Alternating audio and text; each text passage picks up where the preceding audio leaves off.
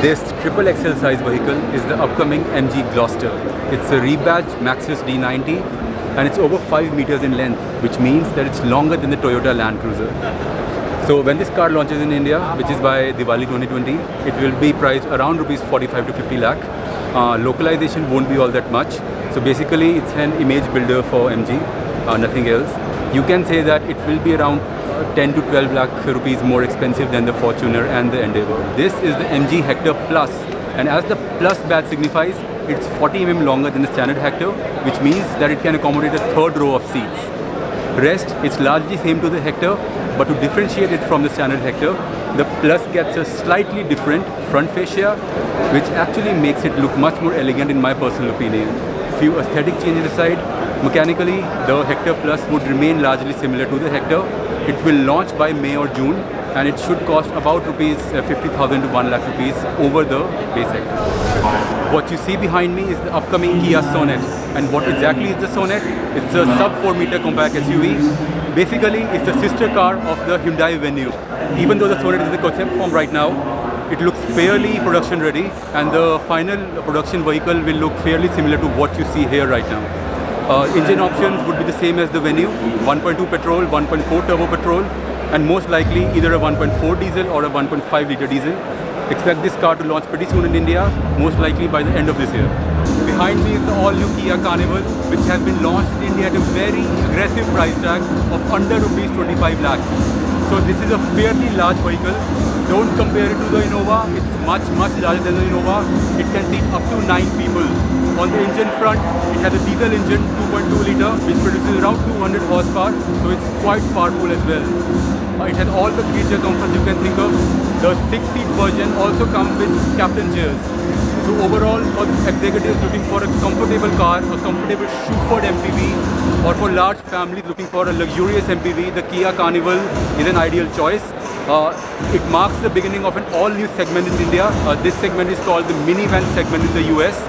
So let's hope that competing cars from Toyota and Honda, which are the Toyota Sienna and the Honda Odyssey, also come into India in future. So the much anticipated second generation Hyundai Creta has finally been revealed in India, and it's right beside me. Not yet been launched, but launching very soon. And as you'd expect, the design is really polarizing. Lots of cuts, creases and angles going on all over the car. The outgoing Creta is pretty neutral. It appeals to a wide range of audience, but this one, not so much. It's going to divide opinion, that's for sure. The good thing is that it's pretty long. It's considerably longer than the current model, which theoretically means that it's going to have more space on the inside. You should know that this is a sister car to the Kia Seltos. So it's based on the same platform, and it's going to come with the same engines as the Kia Seltos as well. So you'll have a 1.5 litre naturally aspirated petrol, a 1.4 litre turbo petrol, and a 1.5 litre turbo diesel on this car. Even the transmission options, the 3 different transmission options that are offered on the Seltos might make their way on the Creta. Behind me is the 2020 Vitara Brezza facelift.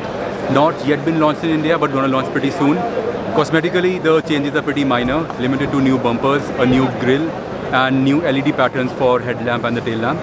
But the major change is the addition of a 1.5 litre naturally aspirated petrol engine. The car also gets HSVS mild hybrid tech, but interestingly, that's only available with the 4-speed 80 automatic option.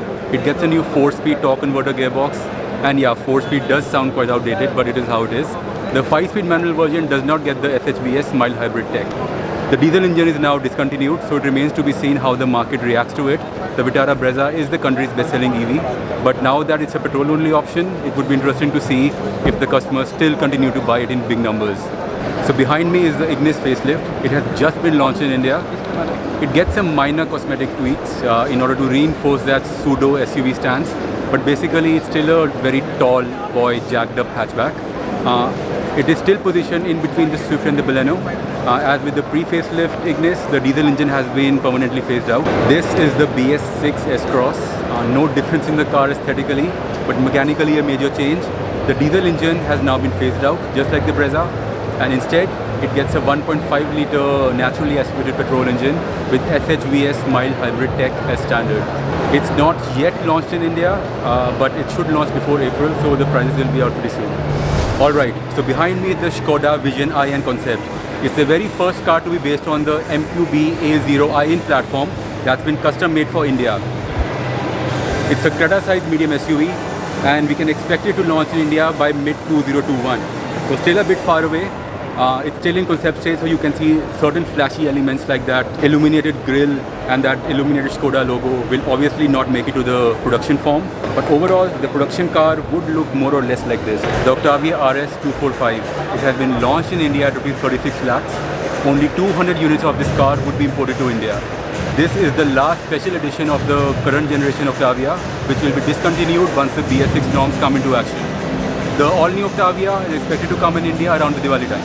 This is the Skoda Superb facelift. Not yet launched in India, but should be launching within the next 3 to 4 months.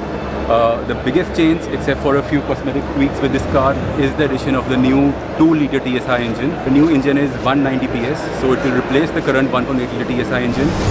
Tata Motors is planning to bring the iconic Sierra nameplate back. The car you see behind me is the new Sierra concept. Still in very early concept stage, so don't expect it to launch anytime before 2022, if it launches at all. Also, this concept is an EV, so we are not sure if the production version would be a full electric vehicle or will it have an internal combustion engine at all. Going by the design, it looks pretty distinctive. You can see that the iconic silhouette of the Sierra, which includes a extended glass window on the back, have been retained on this concept. If the car makes it to production, the production version would surely look very interesting on the road. This is the Tata Gravitas, which is basically a 7-seat version of the Tata Harrier. The rear angle is the only place where it differentiates from the standard Harrier. From the front, it looks exactly like the Harrier. The engine on this car is a 2-liter diesel with 170 bhp of power, and because it's a longer version of the Harrier, it can accommodate 7 seats. That is the Tata HBX micro SUV concept. It will be positioned below the Nexon when it launches in India within the next 12 months. So it will basically be a rival to the Mahindra KUV 100. It's based on the very same platform as the Tata Altroz. So we expect this car to be priced somewhere around rupees 4 to 6 lakh rupee bracket. While the Nexon EV has already been launched in India, behind me is the Tata Altroz EV. It's about to launch in India within the next 12 months, and Tata Motors has confirmed that the drivetrain from the Nexon EV will also make its way onto the Altroz EV. When launched, it might be one of the most affordable EVs on sale in India. Alright, so behind me is the Volkswagen Taygun. Again, just like the Skoda Vision In, it's a concept car as of now, and it's a sister model to the Skoda Vision In that we've just seen. It's a Creta-sized SUV, so expected launch is around Diwali time of 2021. The engine here would be a 1.5-liter TSI turbo petrol. We don't expect a diesel engine to be offered on this SUV. Behind me is the Tiguan Allspace, which is basically a longer version of the regular Tiguan. It's longer because it can accommodate a third row of seating. Unfortunately, on this car, the last row has been folded down, but it has 2 additional seats when compared to the standard Tiguan. It's about to launch in the next 3 to 4 months, and like other cars from VW Group, it will also be powered by a 2-liter TSI turbo petrol engine, no diesel engine on this one. Alright guys, so I am at the Great Wall Motors Pavilion, which is one of China's largest car makers. Great Wall Motors has a lot of different brands, out of which Haval is the most significant one because it's the one that focuses on SUVs. So the company has displayed 4 to 5 different models from Haval in India, but none of them are confirmed to arrive in India as of now. Basically, the brand is just introducing itself in India, and all the cars which are here right now are its global offerings. The Haval Concept H has had its world premiere here at the Auto Expo, so which goes as far as saying that Great Wall Motors indeed wants to take the Indian market quite seriously. The brand will launch in India in 2021, but as I said before, out of a large range of cars which have been displayed here at the Auto Expo, we have no idea which of them will officially make it to our market. Behind me is the Mahindra KUV 100 Electric. Now, while the KUV 100 does not sound all that exciting, the good thing about this car right here is that it's the cheapest EV on sale in India at an ex-showroom price of rupees 8.25 lakh after FAME 2 subsidies. This can go for 147 kilometers on a single charge, and it can be recharged in 55 minutes when recharged via a fast charger. But just in case you want something more exciting than the KUV Electric, you have the XUV 300 Electric, which is right here. Sadly though, this is still in concept stage, but given the fact that Mahindra has fully mature EV tech, it should not take them long to launch this car in the market. Haima Automotive, it's a China-based company that's planning to launch in India by end of 2021. So they've bought in 2 of these cars. So this one is an MPV, which looks like an Innova rival, and the car behind that, the red colored one, is a medium to large size SUV. Kind of belongs to the Jeep Compass segment, but the company has not confirmed the expected price range of these cars. In fact, as of now, we don't even know if both of these cars will make it to India or not.